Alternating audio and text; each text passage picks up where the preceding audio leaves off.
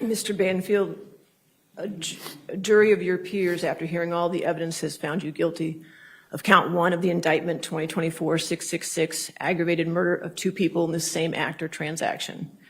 They found you guilty of count 4 of 2024-666, aggravated murder of 2 people within a 3-year period, count 5 of 2024-666, use of a firearm in the commission of a felony, and count 1 of 2024-873, child endangerment. In accordance with Virginia law, although you have been found guilty of 2 counts of aggravated murder, the court can only sentence you on 1 count of aggravated murder, which will be count 1 of 2024-666. The statute requires a sentence of life imprisonment on this count, which is now the highest penalty one can receive in the Commonwealth of Virginia. This exact statute was our capital murder statute until Virginia abolished capital punishment in 2021. You should understand you were found guilty of crimes that 5 short years ago would have carried a sentence of death. That reflects the severity of your crimes and your actions. Life in prison is a punishment reserved for a very small number of individuals. Those whom the community has determined should never walk free again. It is a harsh sentence, but in this case, it is a justified one. In the 18 years I've been on the bench, I have seen hundreds of defendants appear before me, and I have had the arduous task of sentencing these individuals. In the vast majority of these cases, people made mistakes, were struggling with substance use disorders, or acting in anger, choosing violence in a moment that changed everything. They were not inherently bad people, but they made terrible decisions and suffered the consequences. Sentencing in those cases is difficult. It weighs on me, often long after the hearing is over. Only 2 times prior to today have I encountered something different in my courtroom.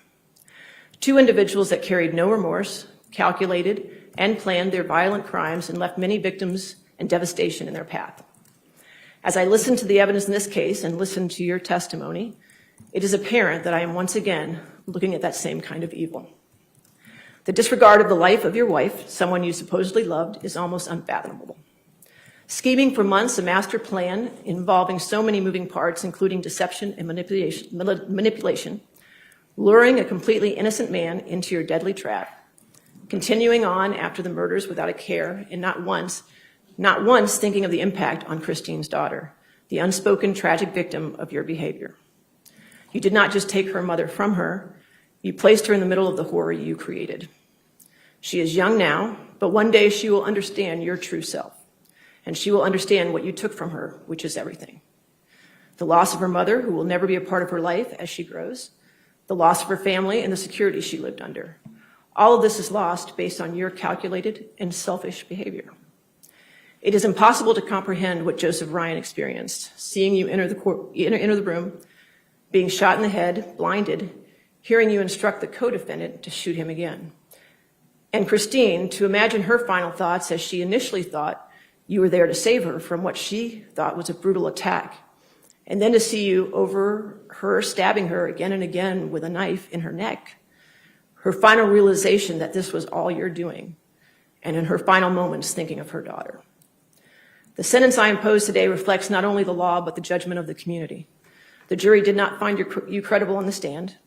To testify as you did shows the court that you still think that you are the smartest person in the room. One would hope that someday you will become tortured by what you have done to Christine, Joe, Christine's daughter, and their families, but nothing I have seen suggests that you will.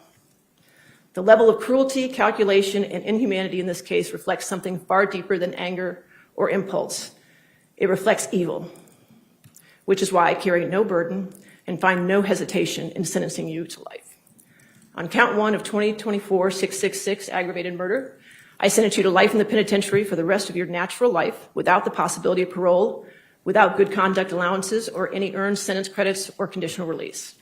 On count 5 of 2024-666, use of a firearm in the commission of a felony, I sentence you to 3 years in the penitentiary, which is a mandatory term and cannot be suspended. Since it is required by statute, an additional 6 months is ordered and suspended for post-release probation, which is a nullity in this case, but is required to be part of the sentence. On count 1 of 2024-873, child endangerment, I sentence you to 5 years in the penitentiary. Since it is required by statute, an additional 6 months is ordered and suspended for post-release probation, which is again a nullity in this case, but is required to be part of the sentence.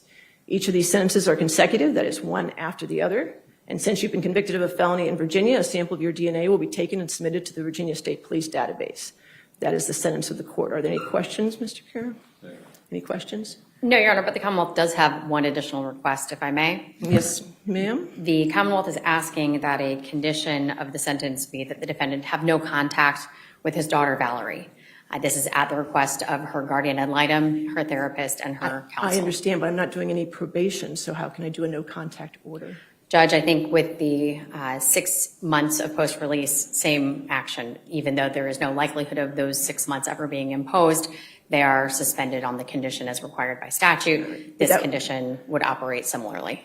But that would only work for those sentences, correct? That is correct. I mean, I can't order him no contact if I'm giving him life in prison. Understood, Judge. I'm making the request. All right, I just deny that request. Thank you. All right, Mr. Banfield, you have the right to appeal a decision of this court. You must note your appeal within 30 days of the final order of this case. It is my understanding that Mr. Carroll will not represent you on appeal. Is that correct, Mr. Carroll? All right. So, sir, Mr. Banfield, do you wish to hire your own attorney or have the court appoint you an attorney? Hasn't been decided. I'll go ahead and appoint an attorney for you now. If later on you decide to hire your own attorney, you can do that. Okay, sir? Sure. All right. Since Mr. Carroll told me of his intentions in advance, my clerk was able to find an appellate court-appointed attorney who is willing and able to take your case. So the court appoints Brendan Sloan as your appellate attorney. The court ordered transcripts of the trial back in May, so those should be available now for your attorney to review. So there should be no delay in your appeal, okay? Mr. Sloan, I'm sure we'll come see you in the next few days. All right, sir? Yes. All right. Is there anything further in this matter? All right. You're a man of the custody of the sheriff. Thank you. Thank you. And Ms. Gill, I'm going to take a 10-minute recess, and I'll come back and finish the rest of the sentencing docket, okay? All right. Anything further, Ms. Sands? No? All right. The court will be in recess. All rise.